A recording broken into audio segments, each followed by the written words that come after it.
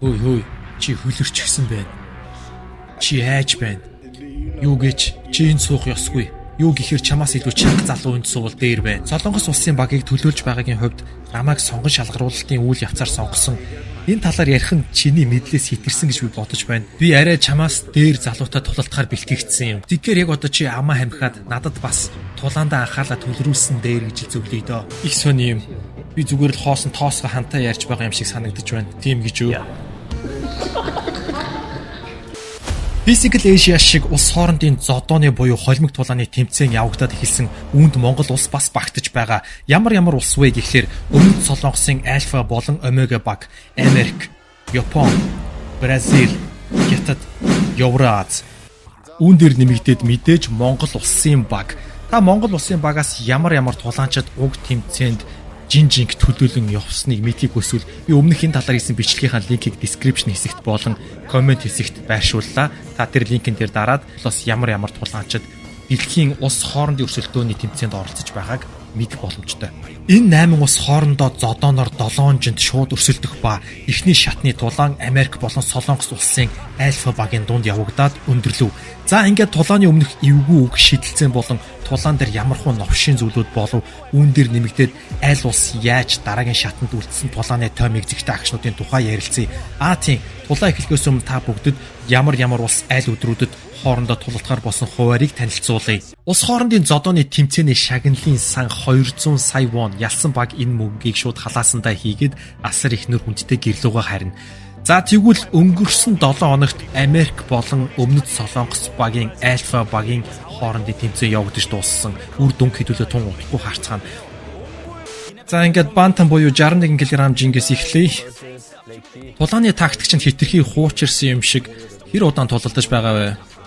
Би холимог тулаанаар 10 жил орчим хичээлж байгаа. Гэхдээ барилдааны салбарт би бүх амьдралаа зориулсан. 10 жил тулаанаар хичээсэн хүн гэхэд тулааны бичлэг чамд бараг байдаггүй юм билээ. Нэг анхаарал татахаар биш ч юм шиг эсвэл нууц юм уу? Хэрвээ чи хүсвэл би тулааны бүх бичлэгээ чам руу явуулъя. 8 тэг гисэн тулааны амжилттай хүний хувьд чи яг хэр чанга залуустай тулалдсан юм бэ? Их сони юм. Би зүгээр л хоосон тоосго хантай ярьж байгаа юм шиг санагдаж байна. Тийм гэж үү? Та цэргийн алба хааж байсан уу? Тийм ээ, би хаасан. Америкийн армид 4 жил байсан. 4 үү? Окулэнэ. Ури보다 더. Харин чи 2 жил. Чи цэргийн аль албанд байсан юм бэ? Би тагнуулын батальонд байсан. Надтай адилхан юм. Чи дайнд явж байсан уу? Би дайнд оролцож байсан. Үнэхээр чанга юм аа. Тийм ээ, тэр бол чанга залуу. Би 6 жил цэргийн албанд зүтгэсэн. Жилийн өмнө дуусгасан. Би тулааны спорттой ирнэ гэж үргэлж боддог байсан. Улсынхаа төлөө тулалдахыг үргэлж хүсэж байсан. Ямар ч завсарлах шаардлагагүй. Би Bellator, PFL, LFA холбоодуудад тулалдаж байсан. Гэхдээ энэ нэг чухал биш ээ. Надад илүү чанга өрсөлдөгчл хэрэгтэй байгаа. Тийм ээ, надтай тулалдах саналыг хүлээж авсныг хүндэтгэж байна. Жиндээ амжилттай орж хинэн хинбэ гэдгээл харцгаая. Чи яагаад кикбокс орхисон юм бэ? Юу? Би кикбоксоор хийж тулалдаж байгаагүй. Чи зөвхөн холимог тулаанаар тулалддаг гэж үү? Би эхлээд уушуу сурч байсан. Би 2 жил орчим гэр бүлийн асуудлаас болж тулааны завсарлага авсан. Би арх уух их дуртай. Алкол. Хизээ чи хамгийн сүүлд дуусан бэ? Өчигдөр. Бай би хэлмээргүй байна.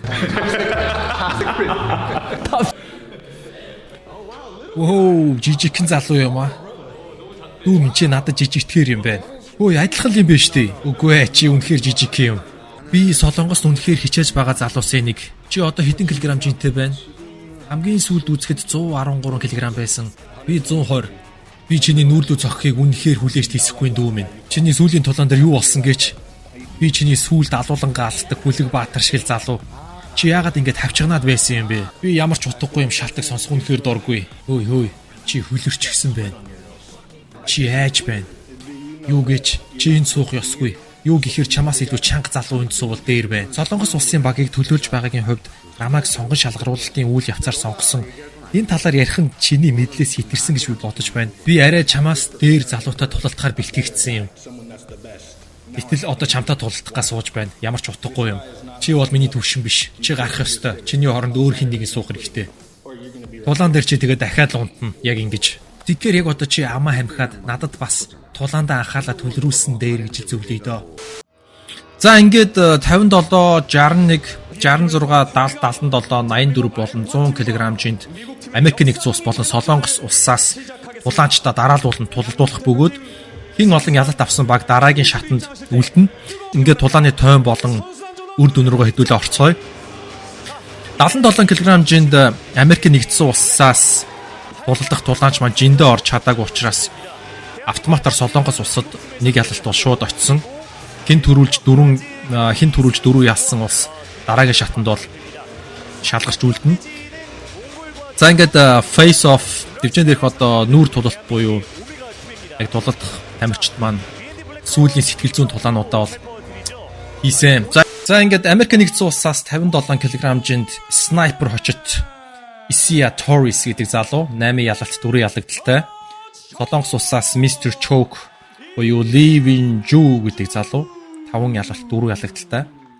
За хоёр тулаанчийн маань талаарх товчхон мэдээлэл гэх юм бол Америк нэгдсэн улсын тулаанч 8 ялалтынхаа 5 тулааныг нь бол хугацаанаас өмнө дуусгасан. 1998 онд төрсэн үнэхээр чанга залуу. Сүүлийн тулаанаа 2025 оны 11 сард хийсэн. За өчөлт болт болон босоогоос цохилдох тал дээр маш галзуу давмгаас үзүүлэлттэй үнэхээр хүндэрсэлдэгч. Харин Солонгос тулаанчийн хувьд гэх юм бол хэвтээ сууртай шууд барилдаанч юм залуу байгаа. 5 ялалтынхаа 3 ялалтыг бол хугацаанаас өмнө өчөлт болтоор дуусгасан. Тиймдээ ч одоо нэр нь Mr. Choke гэдэг нэртэй.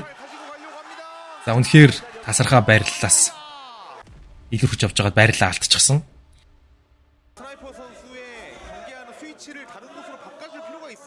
За манайхны хэлдгээр Солонгос болон Америкийн нэгдсэн улсын хоёр залуу бол хоёулаа бол яг өсөх ирээдүйтэй явж байгаа галзуу хоёр залуу. За эхний 1-2 дугаар үеийг бол Солонгос залуу маань барилдааныхаа ур чадвараар бол үнэхээр илүүрхэж дамгаалсан. Маш одоо аимшигтай хэвтээ дотлоонуудыг бол хийсэн. Ер нь бараг тулааныг дуусгачихад үнэхээр ойрхон байсан. Харин Америкийн нэгдсэн улсын тулаанч залуу барилдаануудыг бол үнэхээр сайн хамгаалж исэн. Ингээд 1-2 дугаар үеийг бол Солонгос улсын тулаанч бол авсан. За ингээд 3 дугаар үед жинхэнэ энэ тулааны гал гарсан оргил хэсэг бол яа харахгүй өрнсөн. 3 үе баг илүүрхэд явж байсан Солонгос тулаанч маань тэмцэлдээний явцад нэг хүнд цохилтыг бол аваад Америк нэгдсэн улсын тулаанч бол гайхалтай эргээрэлтийг хийж тулааныг бол ястаа хувь заяаг нь эргүүлсэн.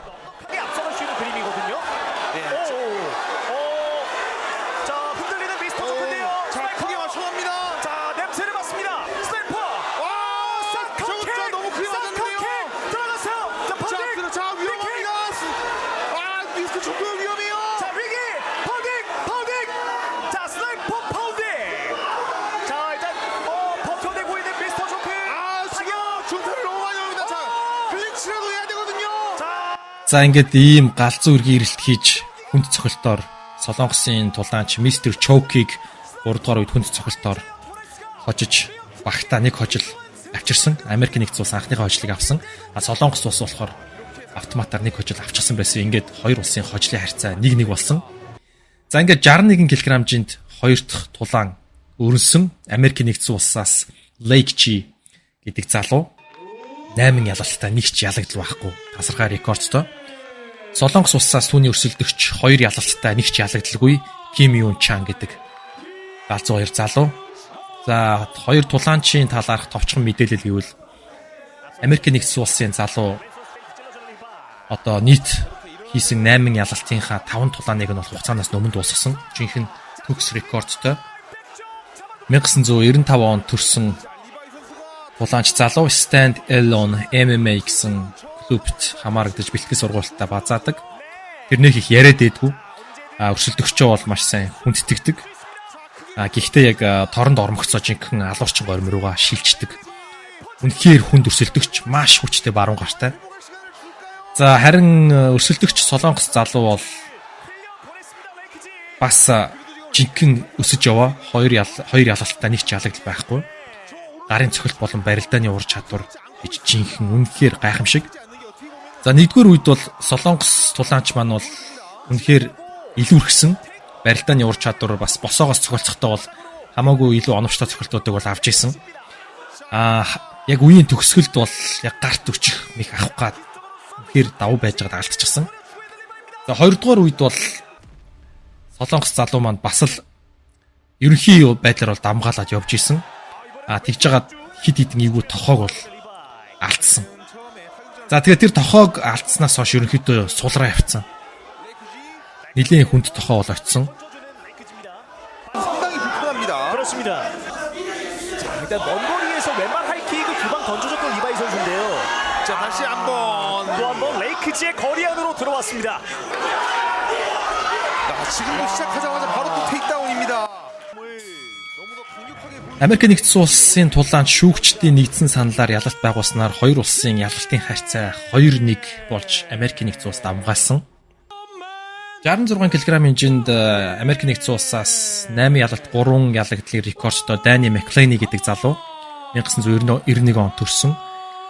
Түүний эсрэг Солонгос улсын тамирчин 9 ялалт 6 ялагдaltaй 1996 онд төрсөн. Яг шижгэсэн хоёр залуу бас нүүр тулсан. За Америк нэгдсэн улсын тулаанч бол үнэхээр туршлагатай. 8 ялалтынхаа 7-ыг нь бол хугацаанаас өмнө дуусгасан. Бүх ялалтаа боолтоор авч байсан. За хөвтэй байрлалаас бол үнэхээр хэцүү. За манай холбог тулааны группийн зарим гишүүд бас барилдаанч залуусыг бас нэлээд мяалдаг, уйтгартай гэж. Гэхдээ одоо эн чинь одоо тулааны нэг төрөл ямар ч хориглох шалтгаан заалт бол байхгүй. Юу ч хаж тэрийг ирээд илүүрхэн. 자, 지금 박상의 펀치가 통합니다. 자, 거리를 깨고 시간을 잡고 바닥으로 데리고 들어가는 덤맨.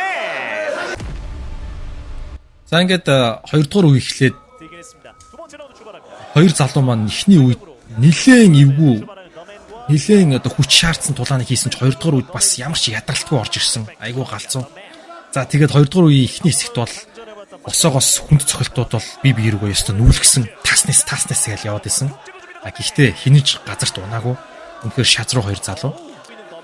За яг иймэрхүү байдлаар нэлээд цохилтсон. Ёстой жинхэнэ нүдэнд оч харагдтал бие бинийгээ цохилцож байгаад Америк нэгдсэн улсын тамирчин жижигхэн симхийг олж хараад Солонгос тулаанч газар тунгаж ард нь гараад өөрийнхөө ганц чаддаг жинхэнэ алтан мехийг хийж түүнд боож ялалт байгуулсан. Ингэснээр Америк нэгдсэн улсын тулаанч яснаар хожлын харьцаа 3-1 гэсэн үзүүлэлттэй болж Америк нэгдсэн улс тасарч эхэлсэн. 70 кг болон 84 кг за тэгээд 100 кг одоо хүнд жингийн 3 тулаа үлдсэн. Одоо энэ 3 тулаанаас дараалан ялалт байгуулахгүй Солонгос улсын альфа баг бол хасагдана. За ингээд 70 кг хэмжээнд Америкийн нэгдсэн улсаас Аратны хаан Арслан хочот Чока Уилс гэдэг залуу 16 ялалт 7 ялагдaltaй. За түүний өрсөлдөгчөөр The Master хочот Солонгос тулаанч 2 ялалт 1 ялагдaltaй. 7초 만에 테이크다운 시키는 라이언 킹입니다. 전형적인 스트라이커의 더 마스터 선수고요. 전형적인 그래플러의 라이언 킹 선수인데요. 공격은 라이언 킹 선수가 더 편하게 느낄 수도 있습니다. Тулаан эхлээд ерөнхийдөө хөвтэй байрлалаас тулаан үргэлжилж эхэлсэн. За тэгээ тэмцэлтийн явцад Америк нэгдсэн улсын тамирчин Darce Chalk гэдэг болтны барьцыг бол авсан. За тэгээд барьцыг аваад бол улам лавшруулж хөлөөрөө түгжиж чангалснаар Солонгос тулаанч бол гарцгүй болгосон. Энэ бол үнэхээр их өвдөлтийг мэдэрж байгаа. За тэгээ ухаан алдахын алдад тейписнээр Солонгос ялагдлыг хүлээсэн. Ингээд хоёр улсын ялалтын харьцаа 4-1 болсон.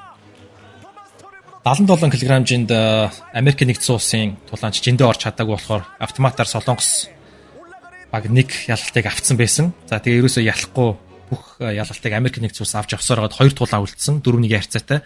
Одоо үлдсэн хоёр ялалтыг Солонгос улс авсан ч одоо зооноосоо гарч чадахгүй хасагдана. Гэхдээ нэг юмыг анхаарахад багийн тулаан явж байгаа ч гэсэн бас хувь хүний өөрийнх нь одоо тулааны рекордыг ялалт хийдэг чухал. Тэгэхээр 84 кг болон 100 кг-ийн тулаан бол боож өнгөрөх нь тодорхой.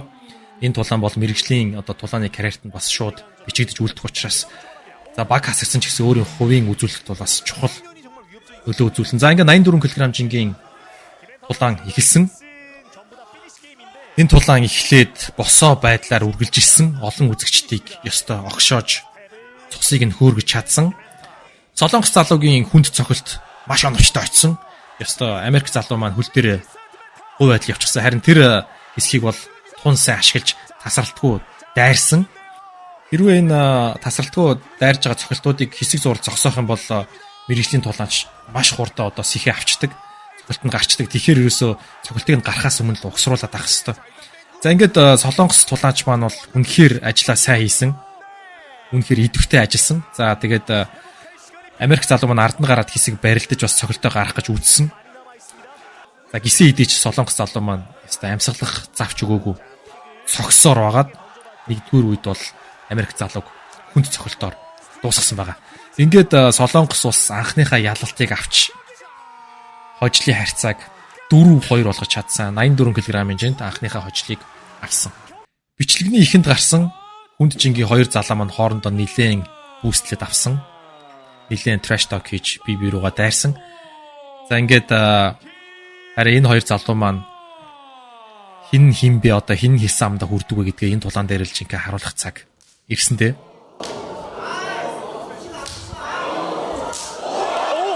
이거죠. 자, 펀치 던지고 들어가는 남모스. 네, 타이밍을 노리고 있는 잭팟 선수입니다. 스피드킥. 자, 일단 태권도 검은띠의 실력을 유감없이 보여주고 있는 잭팟입니다. 자, 힘으로 남모스를 상대방이 몰아넣었다고 해서 자, 강하게 한번 맞붙는데요. 자, 보면서 타이밍을 잡아가는 맘모스입니다. 자, 제기됩니다. 강하게 펀치 던지고 들어가는 잭팟. 앞받아쳤던 맘모스인데요. 자, 다시 아미킥까지 던져줍니다만 잭팟. 자, 다리 걸고 바닥으로 데리고 들어가는 맘모스. 엘보 찍어주면서 번째 라운드가 지나갑니다. 남모스입니다. 자, 일단 정면으로 돌아섰습니다만 남모스가 잭팟을 바닥으로 데리고 들어갑니다. 자, 현재까지는 이런 Ингээд хүнд чинь солонгос улс ялалт байгуулсан хэдий ч хожлын харьцаа 4-3 гэсэн харьцаагаар дараагийн шатанд Америк нэгдсэн улсын шигшээ баг шалгарч солонгосын альфа баг хасагдж байна. За ингээд дараагийн улс хоорондын тэмцээнд Япон болон Бразил улс 3 сарын 28-нд Монгол болон Хятадын баг 4 сарын 11-нд Евроаз болон Солонгосын Омега баг 4 сарын 25-нд тус тулалтахаар онолт гарсан байна.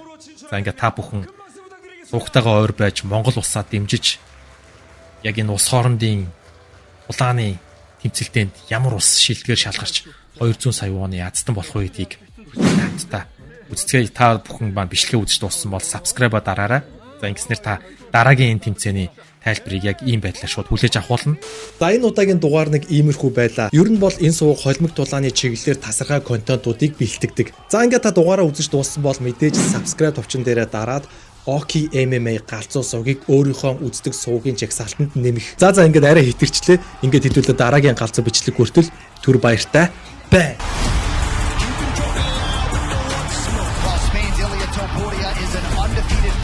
His power is phenomenal. His technique is so precise. He is one of the best fighters alive. Whoa! He got him! The belt is headed to Spain! You'll get exactly what you asking for. I already proved that I'm the best fighter in the world. To be the best, you gotta beat the best. The best is blessed. Ladies and gentlemen, one of the best of all time, Max Holloway! He wants to show everybody that he's the greatest featherweight that ever existed. This dude's a bad man.